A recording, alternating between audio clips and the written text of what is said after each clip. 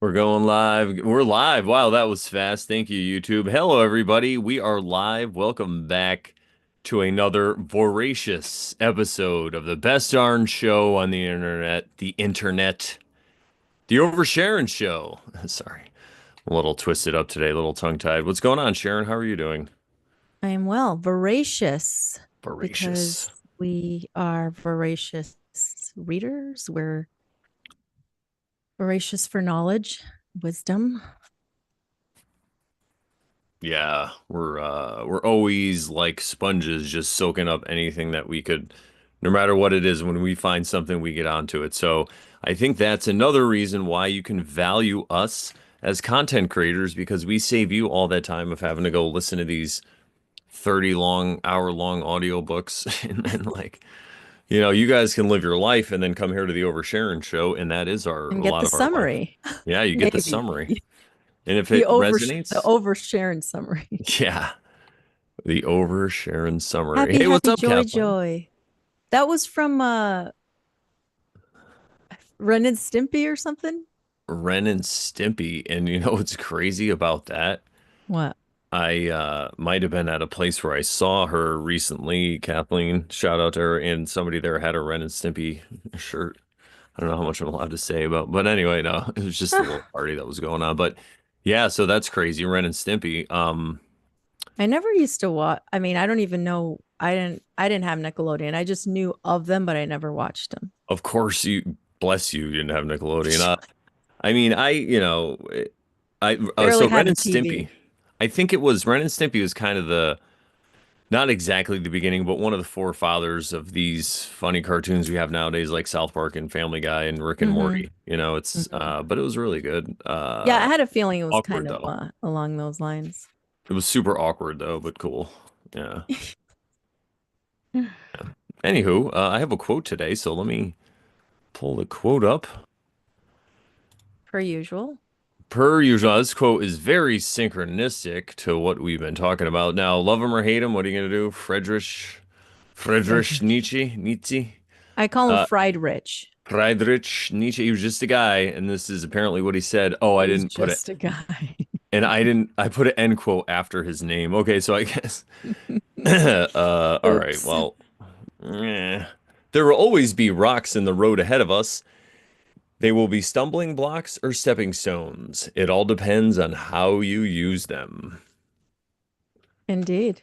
And yeah, I love this because this is kind of the worldview I adopted a while ago, even before I got into spirituality, Spirituality. even before I got into the spirituality. Isn't that special? Spirituality. It's a new religion, spirituality. It's like truthiness. So no, I realized a while ago, maybe even young, that there was always going to be like a give and take. Like I say this sometimes, but like the Red Hot Chili Pepper song, I like pleasure spiked with pain. It's like there's always a give and a take, and there's always going to be some times that are going to be you could perceive as bad times. So this is cool because if you know there's going to be rocks in the road, you don't have to worry when they happen. You don't have to get freaked out. You're like, okay, here's another rock. Now, is this going to be am I going to trip? And that's okay. If you trip over it, what are you going to, you can learn from that mistake and experience, or are you going to use it as a stepping stone and start jumping from rock to rock and really start going in an upward spiral, right? That's the choice that dear Mr. Yeah. Friedrich is giving us. It reminds me of you can learn your experiences through joy or suffering or whatever. I may be misquoting that, but it's something kind of Yeah. like that. And it's definitely your choice. It's all in your view of it and your um, perception. But speaking of rocks, I just want to show people my little collection of Apache tears because Brandon kept asking about them. I'm going to pin So you right now, just so you know. So, here's here is a larger one. And this is the one. Look, it's at the forehead, my forehead. But if you put this up to light, which I'm not going to do right now because it's probably going to be too complicated, um, you can kind of see through it. And you let me see if I can find. Here's a little one that you can see. It's kind of has like little sharp edges to it, but you could kind of see how it's a little bit translucent. Oh yeah, Mhm. wow. So, but there's all kind of different sizes. I put them in this little box, but so they're wrapped. Sometimes you find them in perlite, and here's one that still kind of has some perlite around it, but you scrape that off and then you get something like this. There you go. So I have all That's kind of different sizes in there. Anyway, I just wanted to show those little stepping stones because I was stepping on them all the way up the the hike. all the way up. That's cool. That's a really synchronistic. It's a good omen, anyway, I should say. Yeah, What a yeah. great omen. And today I am pulling from a new deck called the Fairy Tale Tarot.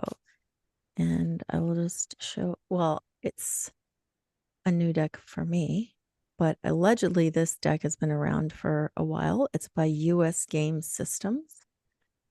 Um, I guess they must have reprinted it or something. But it's kind of funny story. I ordered it and it got in fairly quickly. And I opened it, and lo and behold, it was missing the last card, which was, I think it was like the 10 of cups or something like that. Don't quote Nice. me. I can't remember exactly which one it was, but it was the 10 of something. And I was like, that's odd because it was all brand new, wrapped and everything. So Wow. I told Amazon, I returned it, and they're like, can we send you another one in its place? I'm like, I guess. I'm like, this one better not be friggin' missing a card. Oh man. So yeah, this one's not missing a card. I So want that I'm, deck. huh? I said I want that deck that's missing the card. That's crazy. Oh, you No, it's all right. I sent it. I sent it back. Yeah, I don't, that's fine.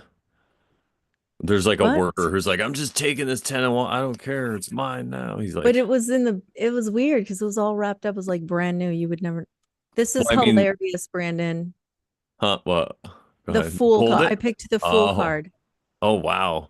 No, I was just saying someone at like US gaming system before it got Oh, wrapped. You think okay. like, he's like, I I need, need this 10 of cups yeah. or whatever it is. Wow.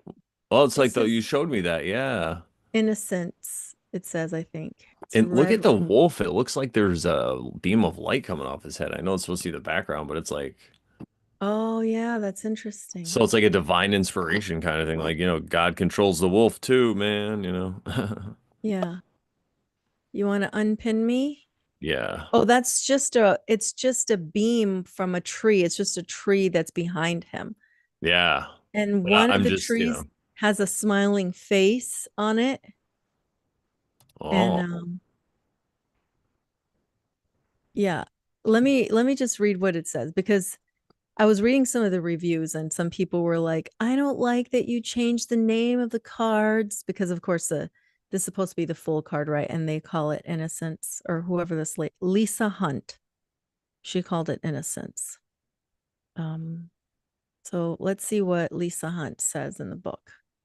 And additionally, I was reading through the reviews and it said that this book, I guess, was maybe it was a bigger book or it had more content or the stories were longer or more complete or something because she was like, whoever was writing this was upset that this was the replacement book for the book that used to exist. oh, I So see. Okay. That makes something like that. All right. Innocence, card number 0. The traditional name of this card is the Fool. Story, Little Red Riding Hood, culture, French, keywords, inexperience, innocence, spontaneity, symbols and meaning. Little Red Riding Hood represents the unrealized self, her red cape symbolizing potential vitality. She has stepped out from the safety of the womb, which is home, so to speak. and has ventured down a path where her animal nature awaits. The wolf is this animal, the shadow initiating the awakening of the ego. It embodies our wild, untamed nature and the drives that are embedded in the psyche. By encountering the wolf, she has begun to connect with her own animal spirit, thus expanding consciousness and mental acuity. But she must exercise caution in the presence of such a powerful force. The forest of gnarly trees symbolizes ancient wisdom. The towering trees line the pathways with knowing amusement. The faces are aspects of our collective unconscious, Ooh. holders of past experiences. The ferns, growing wild, distract the traveler from the task at hand. The flowers signify innermost desires. Little Red Riding Hood's braids suggest innocence, naivete, and restrictive thinking. The brown leaves on the trail represent the eternal cycle of life. The red mushrooms remind us of the magical opportunities that lie ahead. When we first travel down the path of life, we tend to be naive and perhaps unaware of the dark forces that may lurk in the shadows. At this stage, you are wandering into the unknown, relying more on impulse than decisive action. Your adventurous spirit will help you cross into thresholds of new possibilities, but beware of tricksters that may cross your path along the way. There you Yeah, go, that's full some good card. advice there at the end, especially. Nice. Yes, Yeah, tricksters. I like how they call it innocence, because that I believe is really the aspect of when we think of the word foolishness, it has a different connotation in our society, in our modern vernacular, if you will. Mm-hmm. So I think it's nice because you can see the innocence in the innocent aspect. It's also kind of like ignorance is bliss kind of thing too. So it reminds me of someone who's asleep, walking through life, right? Sleepwalking. So, Indeed. yeah. And then waking up is all about just discovering the spiritual and realizing that it's not just about the physical. That's the easy way to put it, I guess. Yeah, So, it's a but the good fool way. can embody again, that's just one aspect. It could embody you on your journey. You can be innocent and then, gain knowledge, but you're always going to have innocence because you're never really going to know what this realm is. So you'll always have that ignorance of what it is. Not really ignorance. It's whatever. This mystery will always be Ignorance. there. Yeah. So yeah, ignorance. So you'll always have this underlying mystery to it that you will cause you to have some kind of innocence. Like God isn't innocent in that way because he knows or he or she or whatever. It. So yeah, good card though. That's crazy. Yeah, thank you. I thought you Um, pulled the one that was missing. That would have been funny. Well, oh, not missing now, but originally. yeah, Yeah. yeah, Cool. yeah. I All right. forgot which one it is, but I wrote it down in my like review, or not review, but like, when you have to give a reply and say why you have to return this item. I was Mm-hmm. like, card number XYZ is missing. How dare So, you? I was in the yeah, middle of a reading. Good thing you went through them. I know. And because it's a new deck, I usually wouldn't expect that. Like, I wouldn't expect that, right? Um, but I do like to go through kind of each card and look at them and just briefly before I shuffle them for use. Um, it would be too much to go through each card and look up the meaning for each one because it's just so Yeah, that, innate. yeah, yeah. Every time I get a new deck, which lately is often. Nice. But yeah, I think I'm good. I think I'm gonna get one more deck in the mail today, and that might Mhm. be it for a little bit, I think. We'll Cool. see. That's awesome. Anyway, Yeah, we have a collection of tarot decks in this house too. A nice collection. So did you organize yours onto your little no, we still have after this we have things to do, and then we're gonna bring that shelf in. It's in the Oh, basement okay. right now, waiting. Yeah, it's a waiting. We got lost in the woods yesterday, so. Lost? No, just kind of lost. Like we stayed out longer than we thought we were gonna. So Oh, okay. not technically lost. Um, so what are we talking about today? Haha, the Alchemist. Oh, that's what I was gonna say. The full card relates well to our topic today, which is, of course, the Alchemist. We're reading and going. So if you're new, thank you so much for checking us out. We've been doing an ongoing series. This would be episode 4 in that series. So if you want to go back and check it out, we read this entire book, and it's not a long book, but we're going to read through it and provide commentary. And we find this person, the shepherd in the story, I feel like does relate to the Fool card really well, or Mm. does Hmm. correspond well to the Fool card. Yes, absolutely does. So let's bring it up and we'll show everybody what we mean. All Yeah. And maybe we can just start back, maybe just a little bit before we ended so we can recap a little bit. Yeah, that's exactly where I would have started. Yep. Crazy. Yeah, I brought it right up here. Okay. Nice. So, the boy has decided that he's going to go on this journey, and he gets there, and then he falls into some sort of despair. But then he picks himself up and he ends up helping out this crystal merchant. And then he seems to have not much of a choice but to help the crystal merchant in order to make some money so that he can figure out what he's going to do next. And it ends up that he thinks he's going to have to buy some more sheep, and he says, I need money to buy more sheep. So we're kind of at this spot here, but he has made kind of a sort of maybe kind of friendship with this crystal merchant. So, and the merchant's being good to him. So it looks promising, whatever his future is. Totally. Any So, commentary, B? well, we I like what we talked about last week about the ups and downs. So we find him kind of in a position where he's not really sure, what he's gonna do. Like he has an idea, but he's still kind of feels like Fuzzy. he's backing off from his whole journey or his whole dream, Yeah. chasing his dream. So Because yeah, he keeps getting excited about it.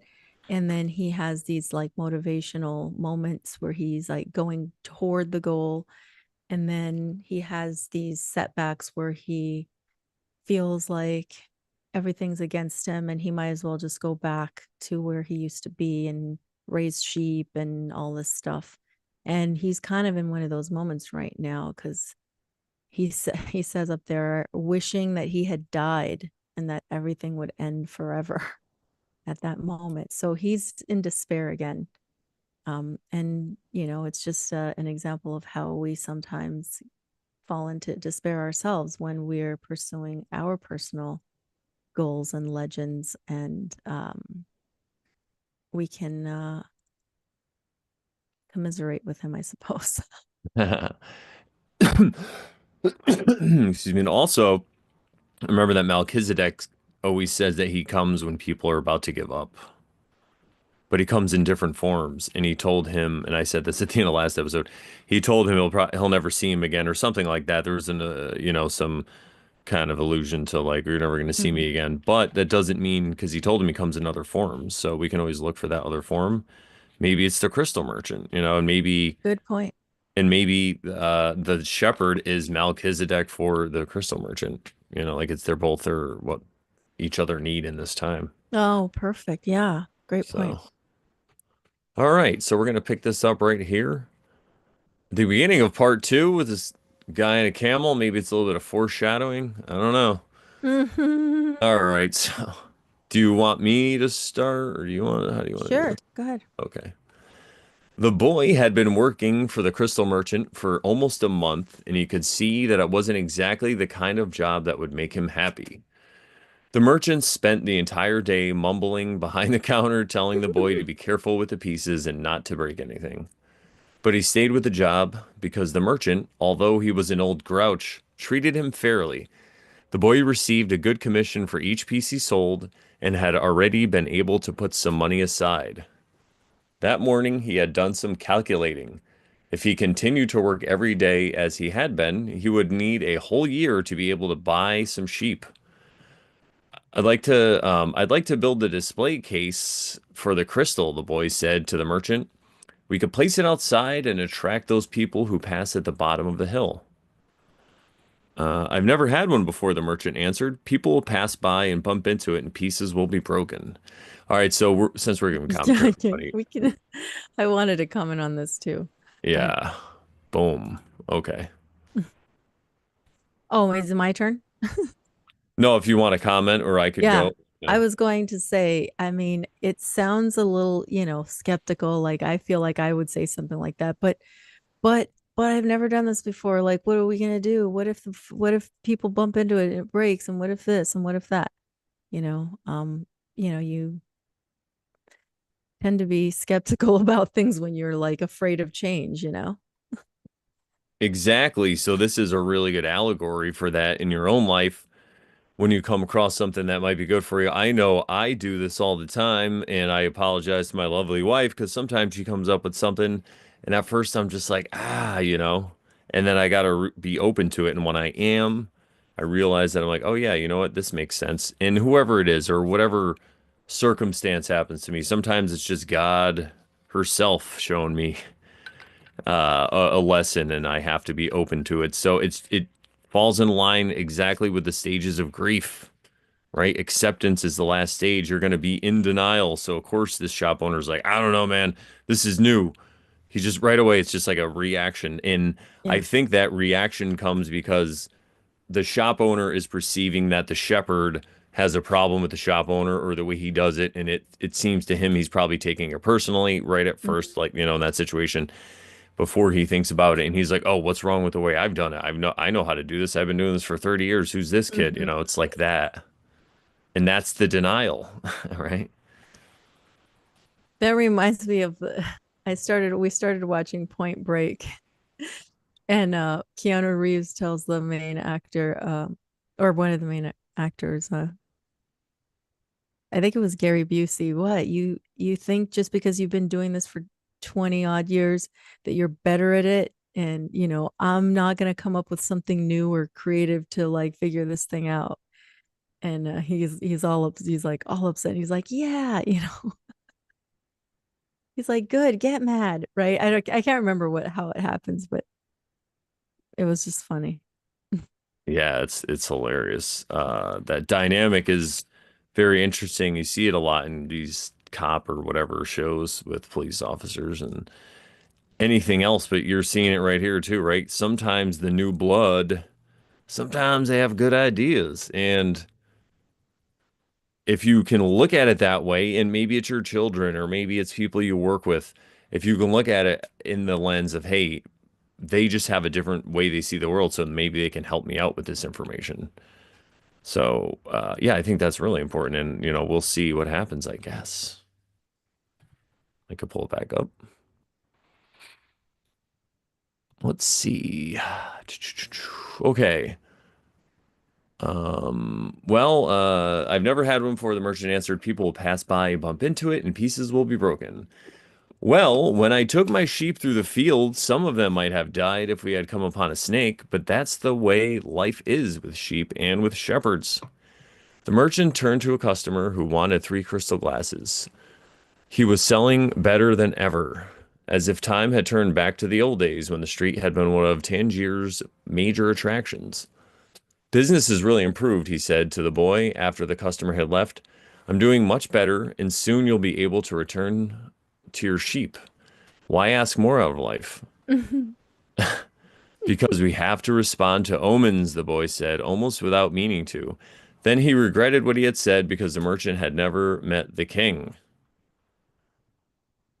It's called the principle of favorability, beginner's luck, because, oops, Because life wants you to achieve your personal legend, the old king had said, but the merchant understood what the boy had said.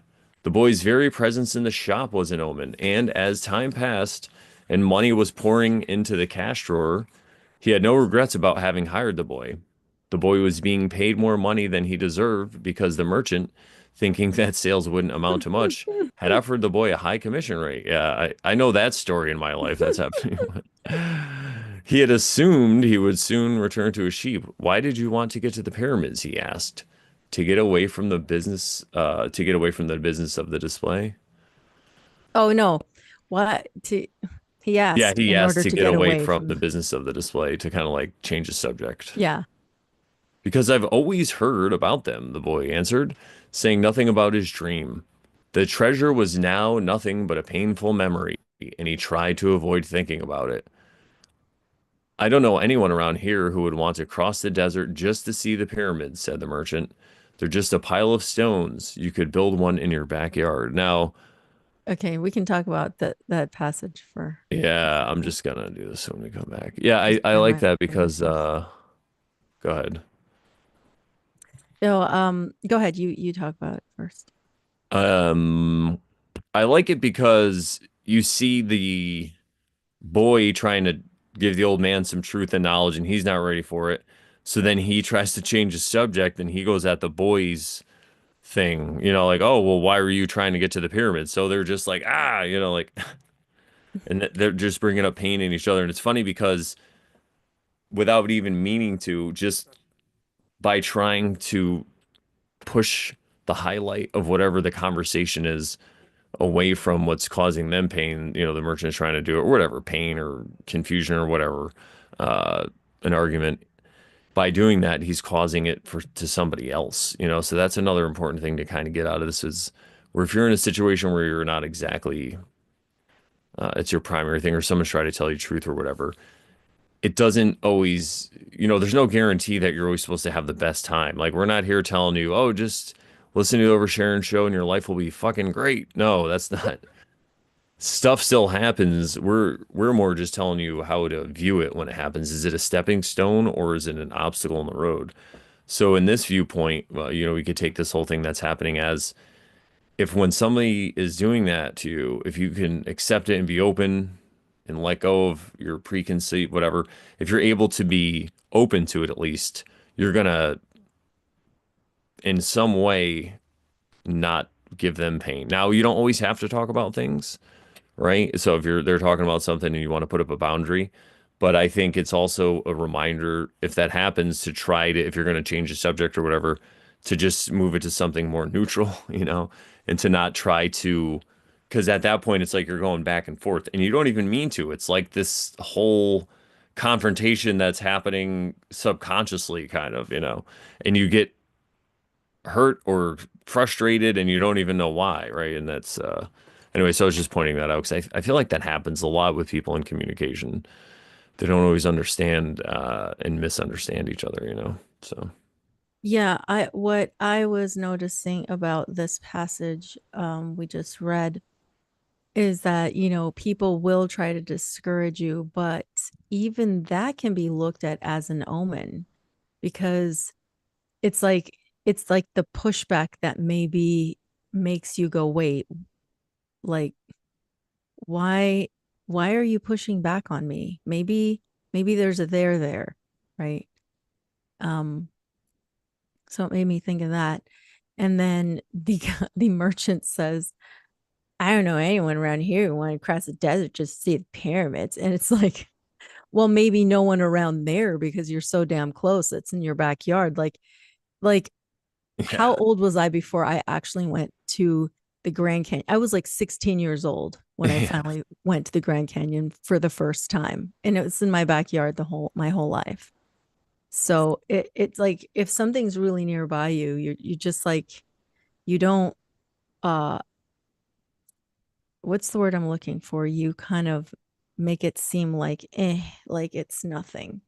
You And what's the word you I'm become looking for? desensitized in a way. Yeah. You just Um, used to it. It's like the night sky, right? It's like that. yeah. saying that it's like if the night sky only came out once every 1,000 years, everybody would look up at night. Right. But we're just so Right. used to seeing it. Right. Yeah. Like So those summer days that just slide away, and then you're like, oh no, before you know it, it's already the end of August, and you're like, what happened to the summer? Anyway, everyone gets it. yeah. Um, I'm trying to think of the word in English, but um I know that I think I know the word that I can use in Spanish.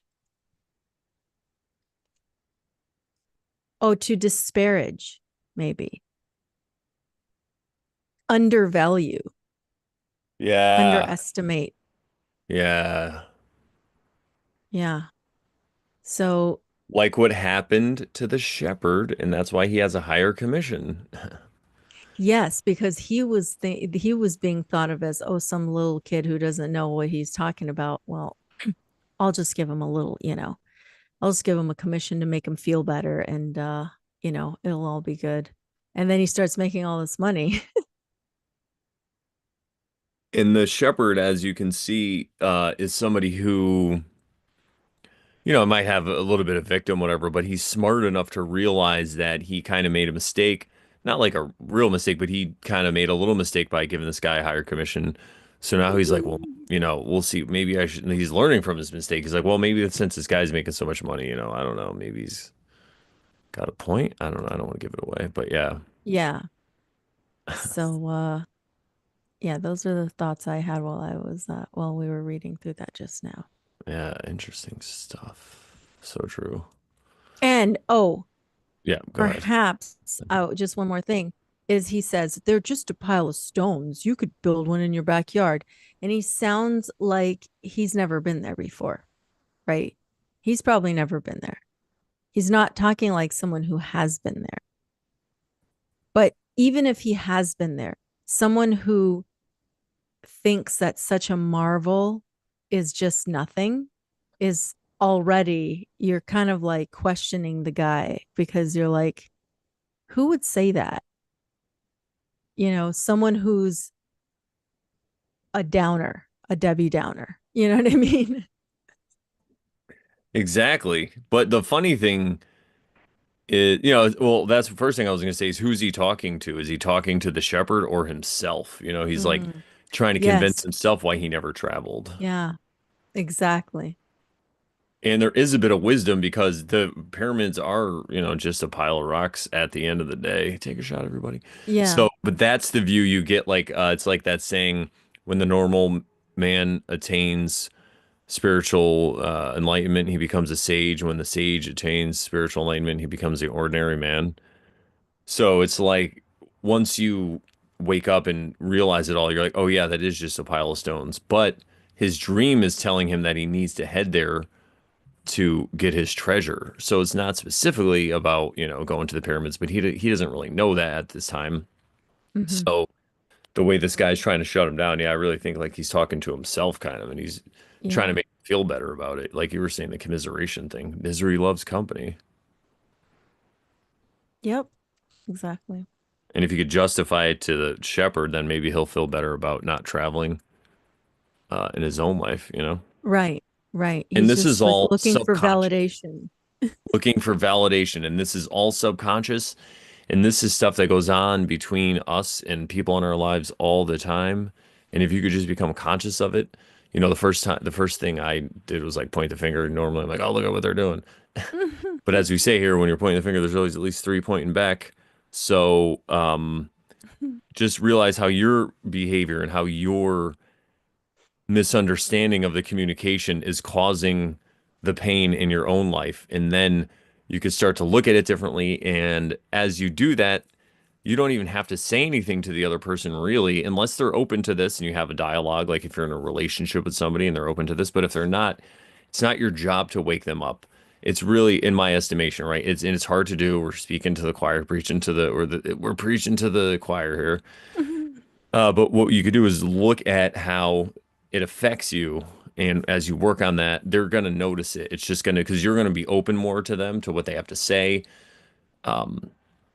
even your body language and just the way you speak to them about it is going to be more open. That's going to allow them to open up, and that tension is going to move away a lot more. And that also reminds me of something I was going to say. I think it was with the opening quote or something, but it's about that. I might have lost it, but it'll come back to me. But yeah, like how Ram Dass says, if someone is trying to tell you something and you don't agree with it or you have a problem with it, no matter what it is, how small, they're going to notice and immediately they're going to think that you're not accepting them. And a lot of people, because of our wounds, and I'm including myself, when somebody doesn't agree with what we're doing or says something or tries to tell us a different way, sometimes we have this reaction that, oh, they don't like us. What's wrong with my point of view? I got to get validation. I got to argue it. I gotta, double down here because I Mm. gotta be right. Because if I'm not right, then my whole worldview's wrong. And what does that mean? So all those things, anyway. So as this is going on, you're having this conversation in your own head. Oh yeah, that's what I was saying. So you can accept people for what they're saying, and I think that's kind of the secret of my success my whole life with just having success with people liking me and talking to me and want to talk to me because of that, because I've always been open. And even when people might have been exaggerating or telling me stories, I'm just open to it because, this thing that Ram Dass said, I say it a lot too, but it resonated with me. If someone's telling me a story, and it's not exactly true, like that's their issue. That's not my, I could still, as long as I'm not like getting scammed or like something like that, everybody. But if it's just a story about how they saw an alien or something or whatever, I could be like, how is this true? And instead of trying to debunk it, I could just accept it. I think there's more that I can get because then there is a message in that something they're telling me. There's some kind of message or truth or resonance. It's just up to me to find it, right? And if you accept people, that's really my whole point here, and just be open to what they have to say, it flows much better.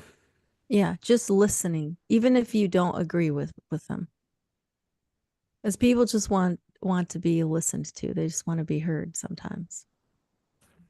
When people are talking to you, if you a lot of times what we do is try to think of what we're going to say next.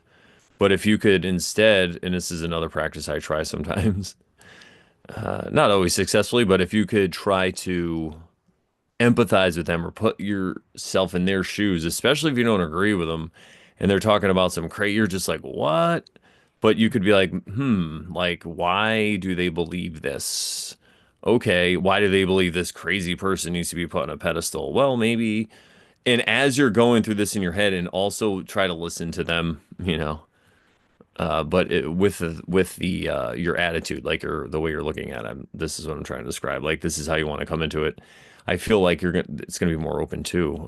They're gonna be more open to you, and I think that tension or whatever it is will just disappear. I feel like I'm talking to myself here, so this is great. But yeah, so be open, everybody. People aren't being jerks to you because they don't like you and they think you're a jerk. They're being jerks to you because somebody else most of the time in their past somehow fucked them over and they're yelling at them and themselves at the same time. You're just around. But be happy that you're around because that means they like you, right? It's a way to look at it. Yep. Sarah G says, good listening is a dying art. What? No, yeah, you're right, totally. She says, I'm listening, Brandon. Thank you, Sarah G. Witness, I've heard people say this before. Witness is the most powerful thing that you can offer to somebody. I won't try to take credit for that. I've heard it. Someone else said it. I won't say, but yeah, no, it really is. It witness in just objective, okay, just all right, yeah. It's got me pretty far. All right. Shall I we guess get we can back? continue with yeah. Let's see where our story goes. Okay. You've never had dreams of travel, said the boy, turning to wait on a customer who had entered the shop. Yeah, see, exactly, right? That's what he's saying. You've never had dreams of travel? And he's like, yeah, of Mm. course he had dreams. He's just trying to uh, talk himself into that he made the right choice, convince himself. There we go. 2 days later, the merchant spoke to the boy about the display. I don't much like change, he said. You and I aren't like Hassan, that rich merchant. If he makes a buying mistake, it doesn't affect him. It doesn't affect him much. But what we too have to live with, but we too have to live with our mistakes. That's true enough, the boy thought ruefully. Why did you think we should have the display? I want to get back to my sheep faster. We have to take advantage when luck is on our side and do as much to help it to and to do as much to help it as it's doing to help us. It's called the principle of favorability or beginner's luck. Just a quick second. I like how the merchant was honest and he said, I don't much like change. He's just Exactly. approaching the topic and he's saying, look, this is me. I'm being honest. I don't really like change. I'm an old fogey. You can't teach an old dog new tricks. So I think, but here, okay, let's talk about it. Why do you want to do this? Exactly. I can hang Sounds from this beam. This is great. Also, I want to say here, I'm just hanging from the beam above me from my back. This is great. I want to say here that the way to decode any kind of parable like this is to see people in the parable, look at their actions, look at their behavior. This guy's open-minded, and then watch what happens to him. Does it work out for him? And then you model your behavior that way. That's kind of, I think, one of the ways to break down in its most easiest essence, right? That's what you do. Just watch their behavior and see how it works out. I Uh, like this concept of taking advantage when luck is on your side. That's cool.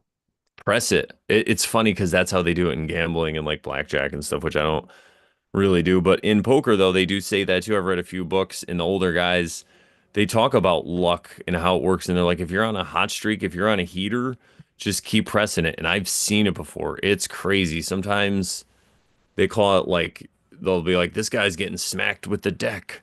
And you just get like win, win, win. It's crazy. So it's just an omen, right? Sometimes the universe is on your side for whatever reason, so run with it.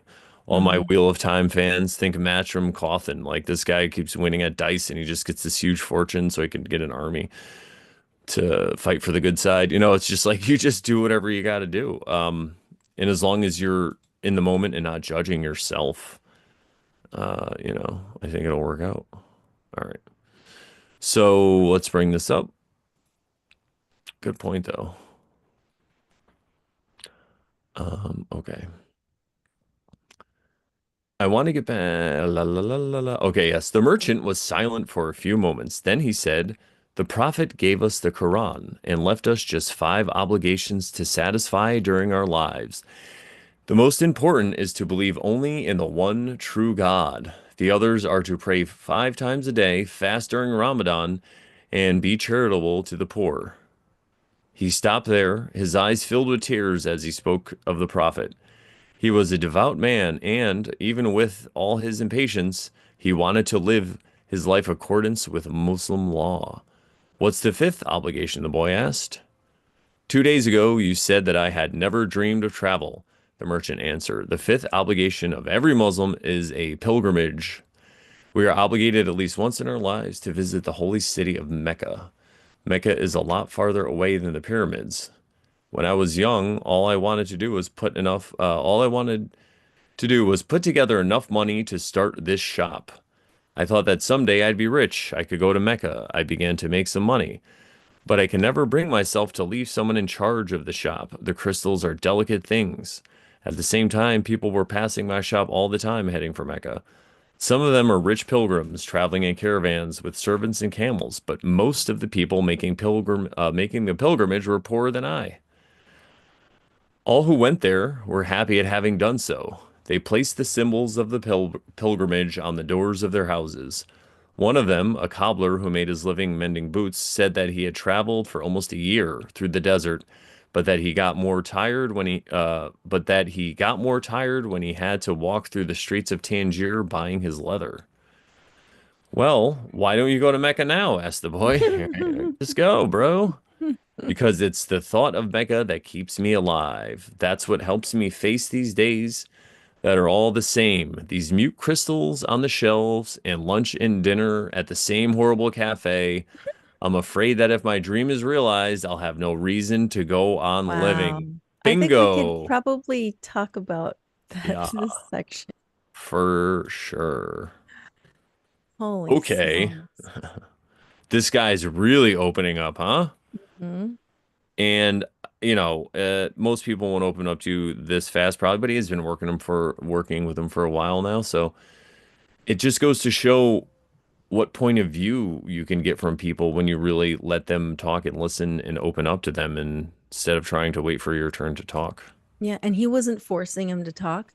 He like brought up an idea of putting a crystal display, and then he waited for him to respond, and then he said, "Why do you want to do this, and why?" "Well, I want to do this because I want to go to the pyramids, and it'll get me there faster, blah blah blah." And then, didn't you like to travel? Did you ever like to travel or whatever? And so this guy's like, "Well, here's my opportunity.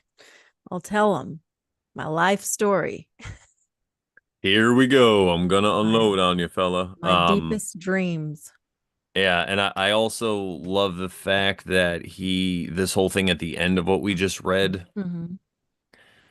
about he is afraid that if he goes, then his life will be meaningless. Like this thought of him Absolutely. going to the pyramid. And this just reminds me of why people get stuck in patterns and why they Fear. never, yeah, fear. I must not fear. What do we know, everybody? Boys and Fear's the mind girls, killer. fear's the mind killer. Yes. And it's that fear that's holding him back. If he goes there, he could have shut his shop for a year. It would have been fine. And, he could have went and who knows what would happen on the way. Maybe he would have met somebody who was into crystal glasses and could have made a connection and became rich, like Yeah. I also love, and I've said this before, and I say this to everybody when I'm talking to them, because, by the way, well, more laws, more problems.com, everybody. That's the website. Click on the oversharing tab. I'm always on brand, because my name is Brandon. I am on brand, Brandon. So every time I talk to somebody about the show, I'll give a little thing about what we're talking about, and You share your brand. I share my brand. And since we're talking about this lovely story, You brand on, I share on. yeah, exactly. On and on, on and on and on. What was I gonna? I forgot where I was going. That's sorry. It was pretty funny. Something about the show, maybe about the Alchemist. I can't even remember. Okay, well, Anyway, let me chit go chat ahead. about what I thought about this little section here, and Oh I'll yeah, you weren't maybe done. you'll Please go ahead. maybe Yes. you'll remember. Yeah, so he is saying, I'm afraid my dream is realized. I'll have no reason to go on living. Okay, this fun. Sorry, what I was going to point out was this. He says these mute crystals on the shelves and lunch and dinner at the same horrible cafe. So he's already looking at life with with gloom, like, oh, I have to eat at the same horrible cafe, It's you know, mundane. mundane. It's the same thing. It's like, he's not putting any oomph into his life because he's already he didn't fulfill his goal, his journey, to go to Mecca. And he knows that people have come back and like they're always glad they went and they made the trip, they made the voyage. And now they can say, I did that and I'm excited that I got to do that and blah, blah, blah. Right.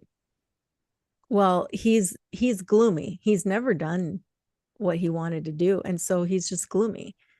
But that mute crystals thing is funny. I'm like, well, what if crystals do talk? Yeah, and he's not listening to them. That he's muting them. The crystals aren't muted because other people obviously love them because they're buying them like hotcakes, So Hmm? what Like an all our interesting point of view. crystals. And from somebody who's a crystal merchant who loves crystals, he's like it's like I got some amber right here. It's like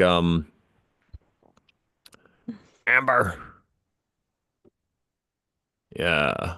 My Shungite Tower, my Shungite Pyramid. It reminds me of Oh, look, it's a pyramid. oh yeah, the Shungite Pyramid. I went to the Oh, pyramid, the Shungite pyramid. you mean a Shungite pyramid? You have one too? Yeah, I forgot it was right here. Yeah, Nice. I don't even know where it came from, honestly. That's nuts. And I think it's probably Elizabeth. It's probably my lovely wife's. So this reminds me of the malaise that people feel, the boredom with life that they feel before they have a spiritual awakening. And sometimes this is Mm-hmm. when people, you're not supposed to talk about this, but this is like when people, I'll just say when people die and it's not anyone else's fault but their own, right? It's this crossroads because we always talk about how a near-death experience can bring on a spiritual awakening. So sometimes people persist in this malaise and until something happens, a spark. So maybe that's why this guy came along because, no matter what faith you have or you believe in, the shopkeeper is a devout Muslim and he prays all the time and he wants to do all these things and he's trying to make his life better. So I think Melchizedek would send the prophet through because of that. And then because the prophet needs him too. It's like we all need each other in a way. This Christian prophet, not prophet, Christian Shepherd. shepherd. I was like, does he mean shepherd when he's I saying prophet? so everybody, the last few minutes I meant shepherd. Yes, so the shepherd, the Christian shepherd and He the shepherd. sent, yeah, Melchizedek is in the Yeah. form of a shepherd, and he Well, and came. yeah, so I also meant the shepherd boy. I'm sorry. So the shepherd boy, this Christian, can help a Muslim shopkeeper, and they have this great exchange, and they just both look at it in their same way. And even when the shepherd boy, brings up what the old man told him, he kind of feels bad about it. He's like, oh, I shouldn't have said that, So he's like holding on to this knowledge. There's this idea of not wanting to wake people up who are sleeping. It's like this is the sacred knowledge. Even if he's like, well, maybe this guy will think I'm crazy. That's part of it too, maybe, if he doesn't believe that way. But I like how they guard the knowledge in this book too, in a way. They're seen as like, not people might not be ready to hear this point of view. He realizes that. So I think a lot of us in the spiritual journey, that happens to us too. We come across all this truth and we just want to share it with everybody. And sometimes it's Thanksgiving, and sometimes people just want to eat their turkey and they don't want to hear about the moon. So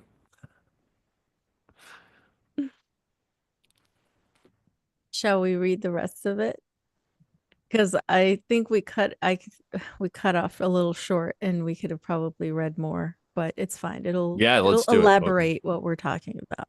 Exactly. We probably went ahead. Okay, so I'll read this and then you could read the next part, I guess. You dream about your sheep and the pyramids, but you're different from me because you want to realize your dreams. I just want to dream about Mecca. I've already imagined 1,000 times crossing the desert, arriving at the plaza of the sacred stone, the 7 times I walk around it before allowing myself to touch it. I've already imagined the people who would be at my side and those in front of me and the conversations and the prayers we would share. But I'm afraid that it would all be disappointment, so I prefer just to dream about it. That day, the merchant gave the boy permission to build the display. Not everyone can see his dreams come true in the same way. Or not everyone can see his dreams come true in the same way. That's a good stopping. Oh, yeah, I think that's a good. Yeah. Okay, let's. Um, Yeah, I want to talk about that too, so go ahead. okay, go ahead. So I like how he's so open and he's being, he Honest. knows, he realizes it. So not this, so not as many people are going to be so conscious of their blind spots and their shortcomings and their coping mechanisms, right? This guy's basically laying it out for him. So Maybe he to had me, time to think after, the shepherd boy just gave him some stuff to ponder. exactly. And it makes me think of like, oh, where was I going with that? He's like, that'll come back to me. But yeah, it's oh, okay, yeah. So he's so conscious and so ready to hear it. So that's why they're able to have this great conversation, right? And then the other thing I was going to say, I think about that is, oh yeah, it seems to me, it sounds like this shopkeeper is having like a awakening right now. Like, Mm-hmm. and he's talking As about it. it's Like, happening, yeah. he's just having these realizations. He's like, "Whoa, bro." So we get we get the nice we get the benefit of hearing it from his point of view, which is really nice. So, yeah. Yeah. And he's talking about how he has already imagined everything that's going to happen, right? And in some ways, that can lead you to a place where you actually get there. Like when we talk about Neville Goddard and he talks about imagining what you want and imagining what it feels like to have that, and staying with that emotion, and that brings it about, right? But sometimes maybe people do that, they already but it's almost like they give up. I don't know how that works, where we've talked about, don't talk about what you're doing, because then you get the feeling like you've already done it and then you don't finish it or you don't do it. um I'm trying to, like, I had this thought the other day about how do you reconcile that with what Neville Goddard talks about, imagining it as if it were already so. Maybe there's like this joy about it, and like an excitement about it being the case, right? Whereas the the other way is to just be like, oh yeah, it's all done, but there's no like joy or excitement in it. Maybe. I What do you think? actually have a couple thoughts on that if you'd like me to share. Yeah, please. So Neville Goddard, he might not say this specifically. Maybe he just doesn't realize it. Maybe it's because he was talking from like 100 years ago, almost. Whenever it was that he was talking. Because he talks about, you picture it, right? And I'm Mhm. thinking of the story of when the guy went to get the tickets. Like, there's this story about a guy who was supposed to go get tickets and all down for a Broadway play or something. And so he kept imagining it instead of trying to go about ways to do it, right? So it's Yeah. all about imagining it. It But what, seemed like it might be an impossibility because they were allegedly sold out yeah, and blah yeah. blah.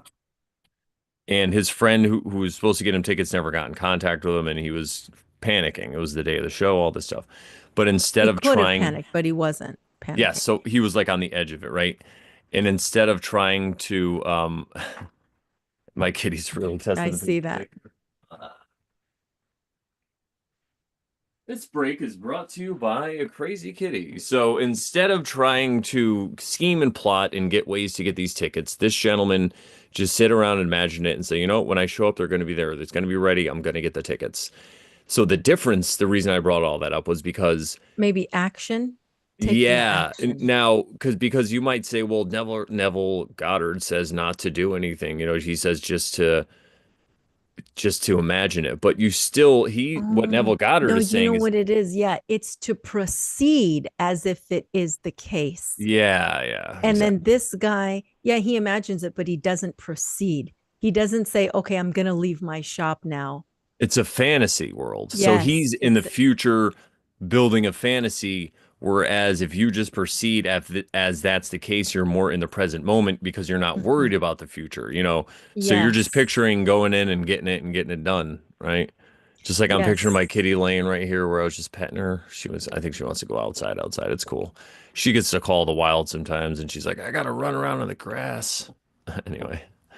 But yeah, no, I think that's exactly Yeah, it's got to the be what point. it is.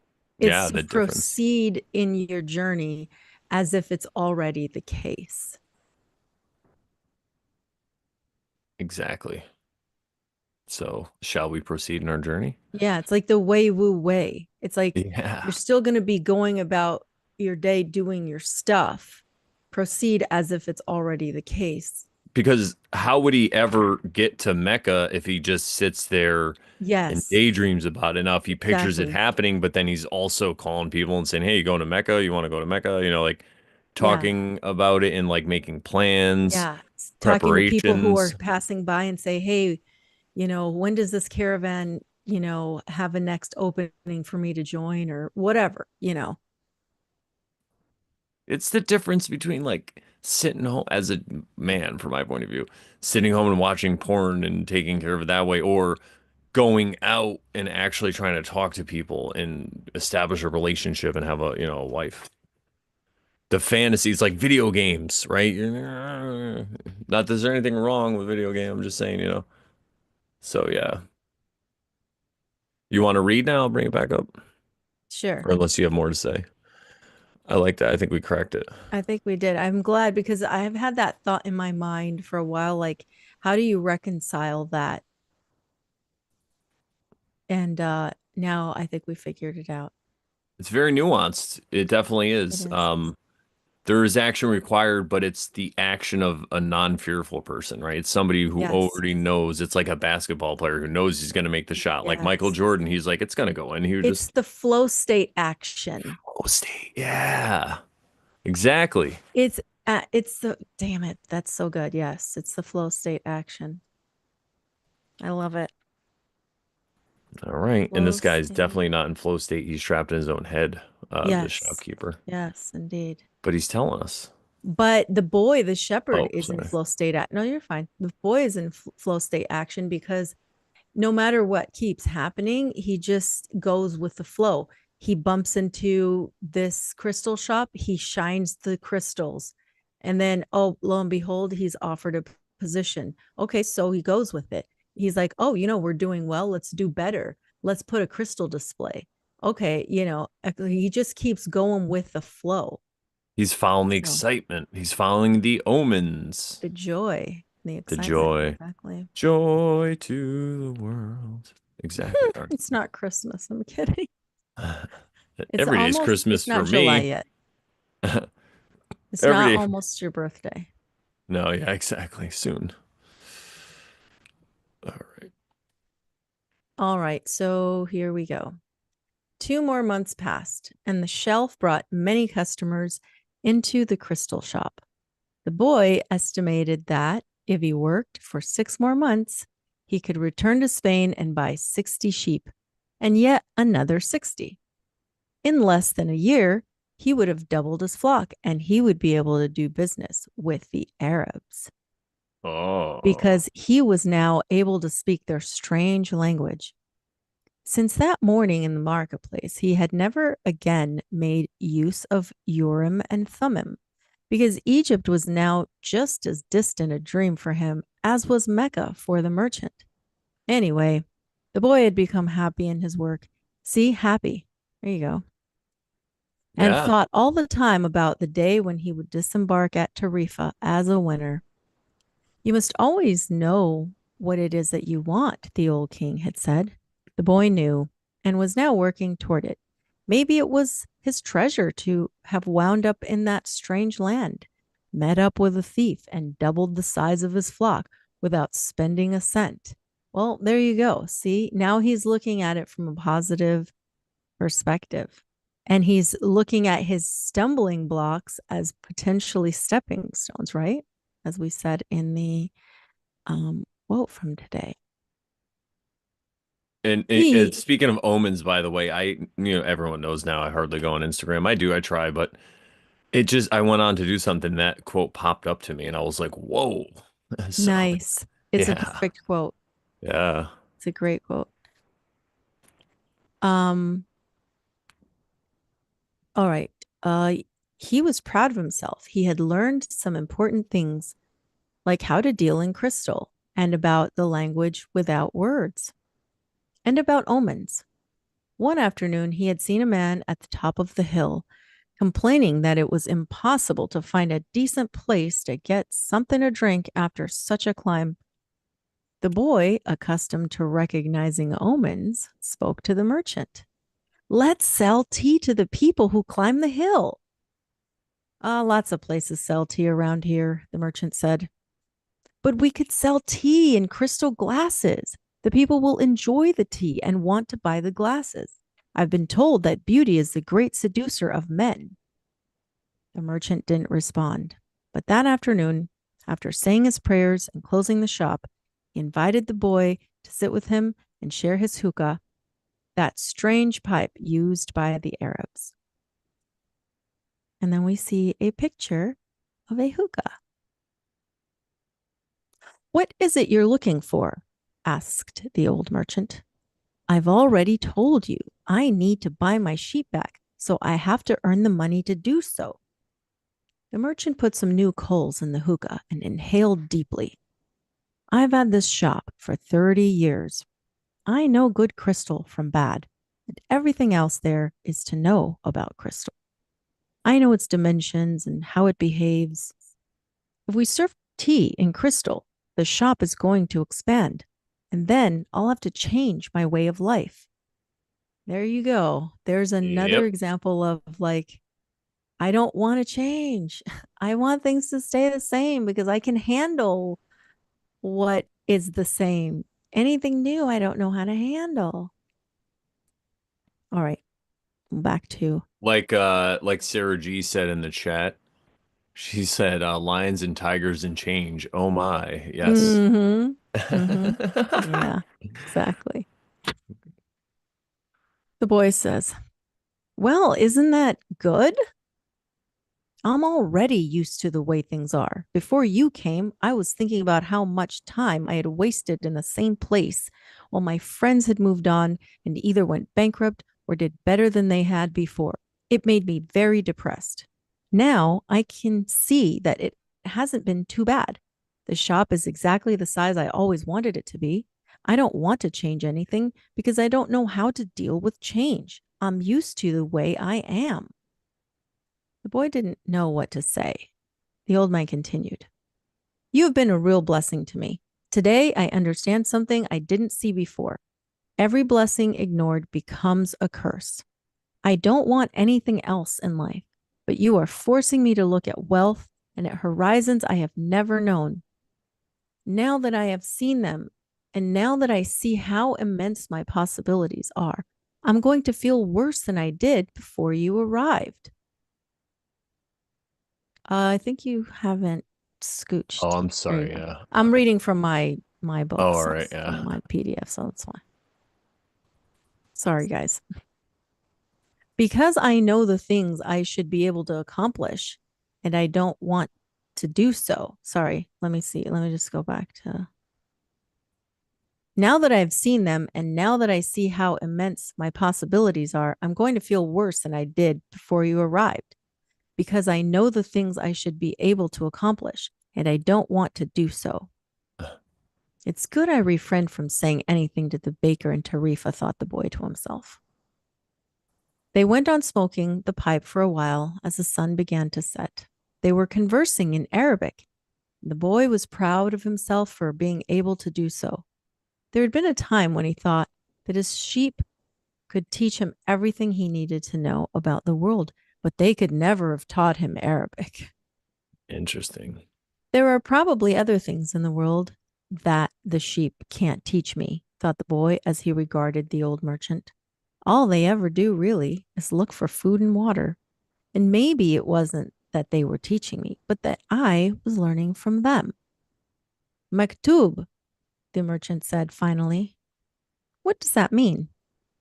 You would have to be born an Arab to understand, he answered. But in your language, it would be something like, it is written. And as he smothered the coals in the hookah, he told the boy that he could begin to sell tea in the crystal glasses. Sometimes there's just no way to hold back the river. Yeah. And he recognized it, right? Mm-hmm. So I think if he started to go against what the boy was doing, he probably would have had more problems arise in his life. And if he wasn't so open and conscious, he would have just thought that it was the boy's, like, you're bringing all these problems to me. Like that's how Mm-hmm. these situations start. Interesting. Yeah. Should we keep going? Yeah. Okay. Hey Josh, what's up? I always shout out quick to the chat. What's up, Cody? Sarah G, where said what's up to you? And oh, Quiet Sparky Bear, who's in there earlier. What's up? What's going on? All right. Oh yeah, I gotta hit the share button. There we go. Okay. All right.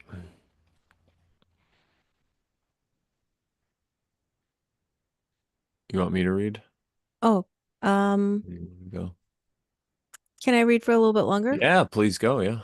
Okay. The men climbed the hill, and they were tired when they reached the top.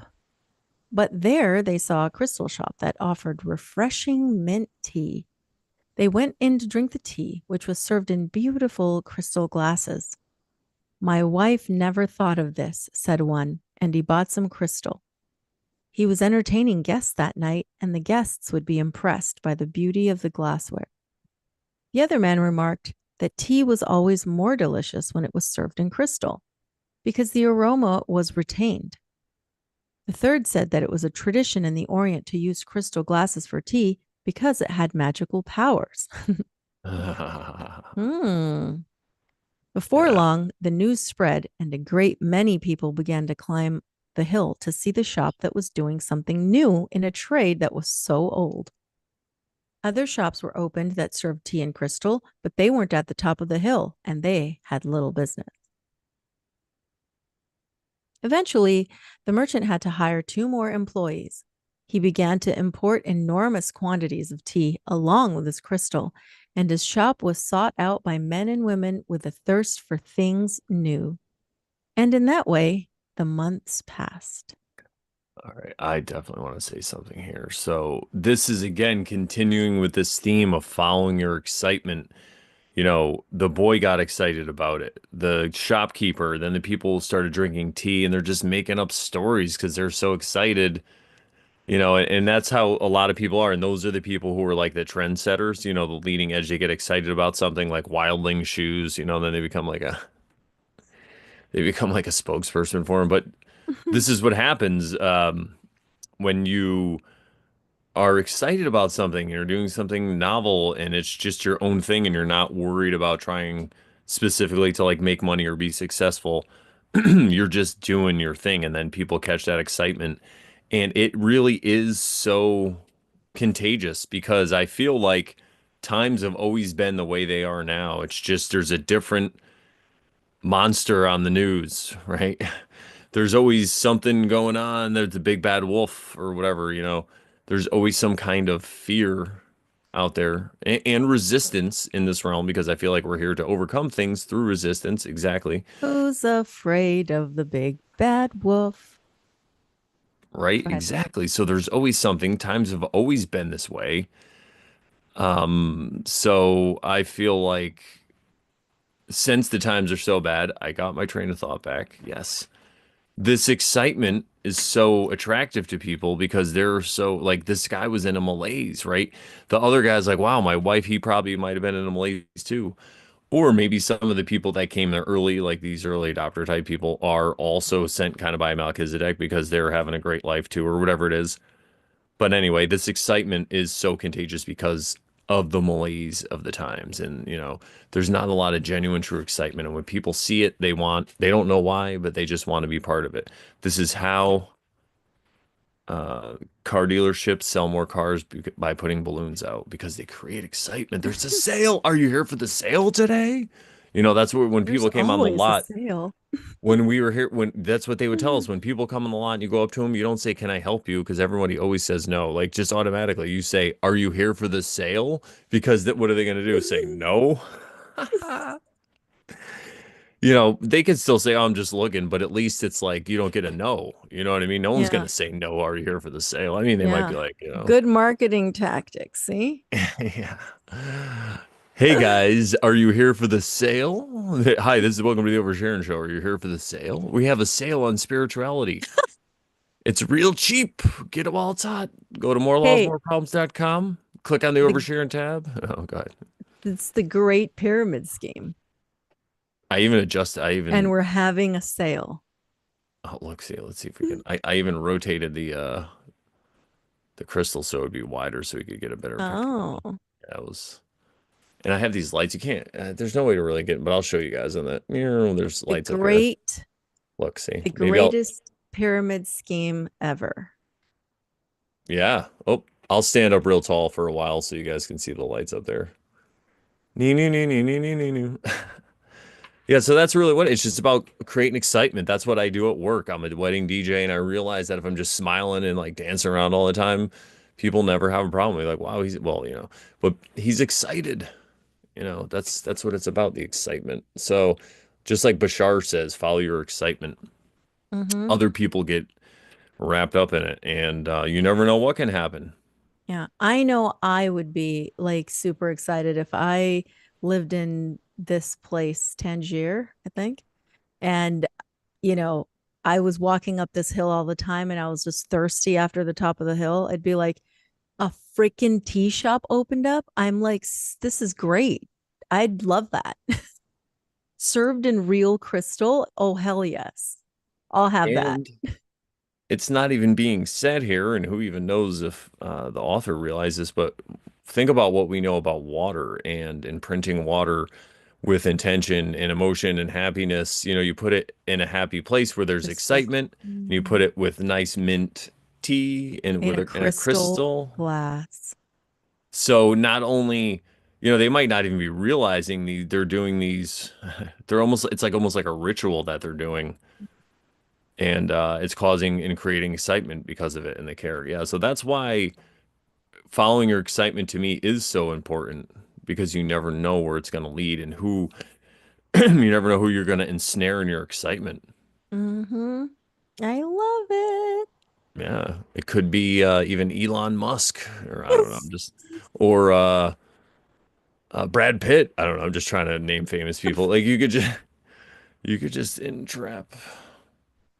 Who knows? Anyway, yeah. So I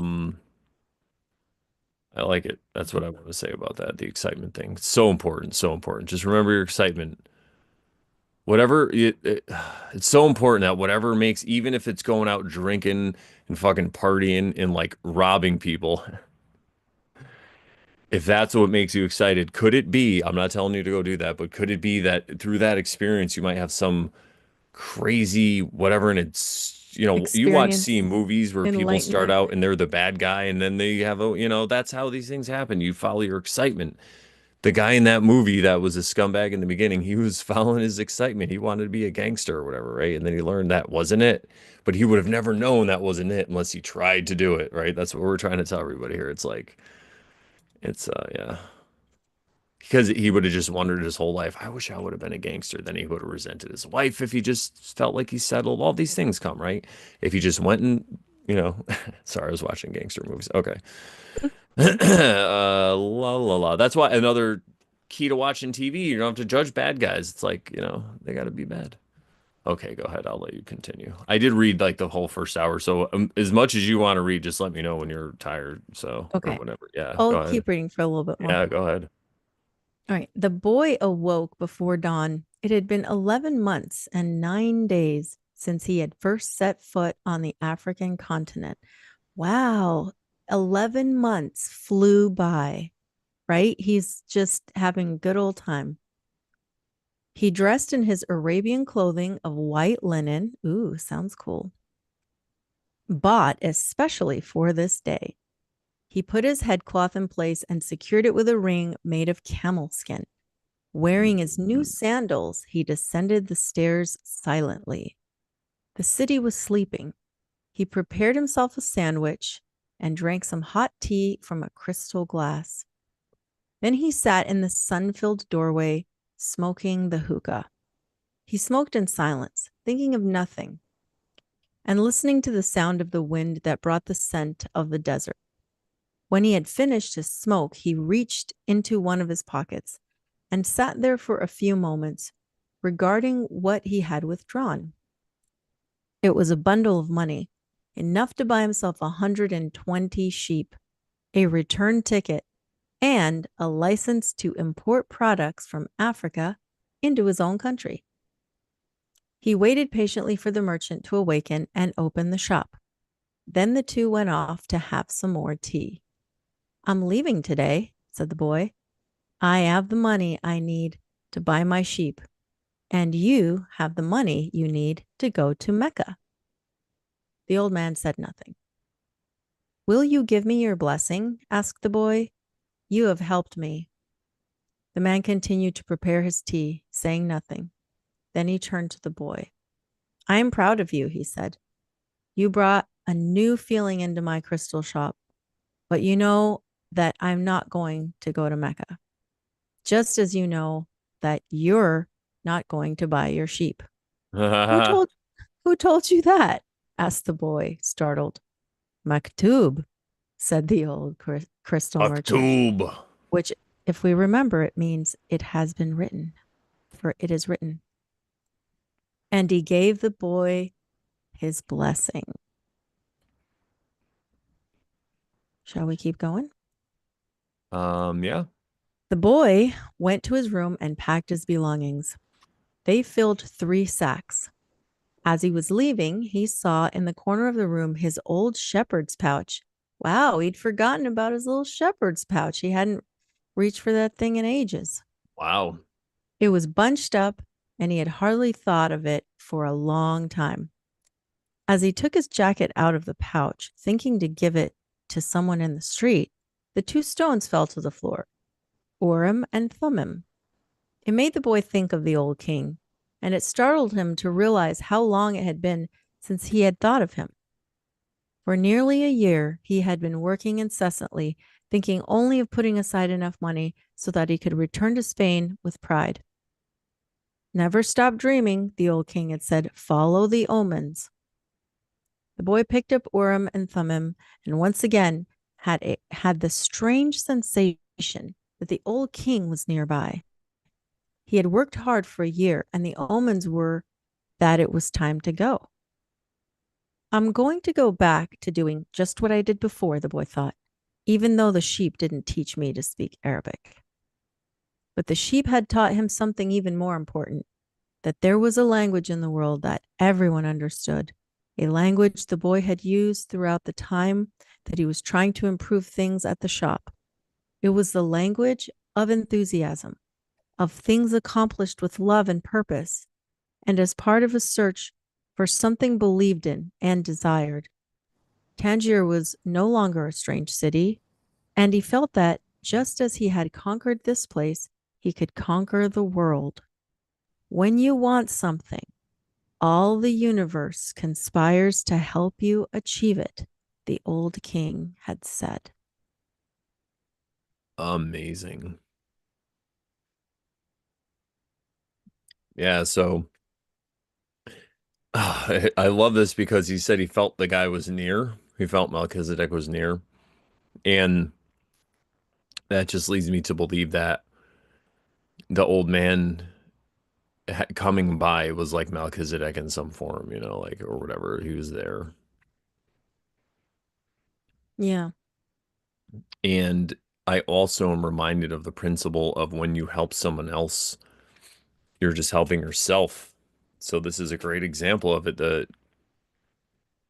uh, shepherd boy decided to try to help him, to help the shopkeeper, and then the shopkeeper decided to try to help the boy, and look what They happened. helped Boom. each other. They helped each other, and it was, there was a little, you could say there, Skepticism, well, there was hesitant. definitely it wasn't just like a pure selfless action. The shepherd was trying to get something going, he's poor or whatever, and the shopkeeper was seeing that he was selling things. So I think those are also kind of part of the motivation and the omens, but they seem to come at it from a place of selflessness anyway. Pure, mostly, not like purely, but so it was like an even exchange, and they both made out really well and created a lot of excitement. Yeah. It's more like along the lines of like going with the flow. So, yeah, the boy needed some form of monetary, whatever currency. Some income. Yeah. Well, that's what they call it. Currency, yeah, you're right. I like it. Um, I don't like that word income. It's fake. I'm just kidding. It's a well, you could look at it as an income, an inflow of currency. You could say inflow. We need some inflow. Yeah. Some inflow of currency. Um, but I forgot what I was saying. Oh, so he was simply going with the flow, recognizing that this would help him at that moment. And He didn't even plan on staying there. He just thought, I'll help this man out. He'll feed me, and then I'll go on my way and do something else, whatever's next. But then he developed a relationship with the shopkeeper, and they both began to help each other. And look what happened. Yeah. Amazing. All right. Do you want to keep reading? Yeah. Oops. I keep bringing the book up to my screen. I'm like, that's not going to help everyone else, though. Here we go. Here we go. All right. Look at this little lamb here. Looks delicious. All right.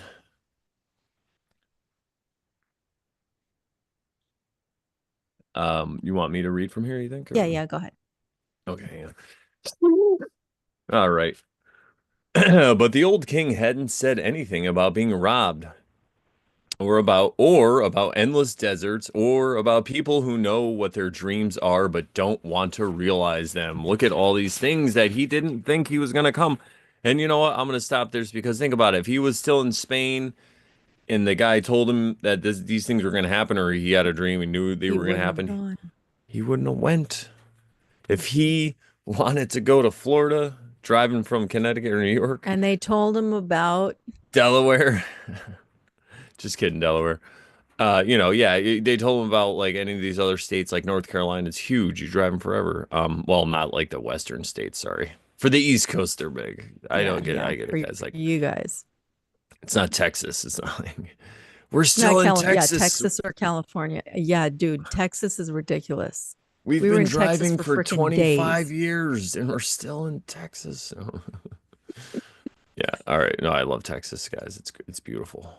Just do the speed limit. Okay.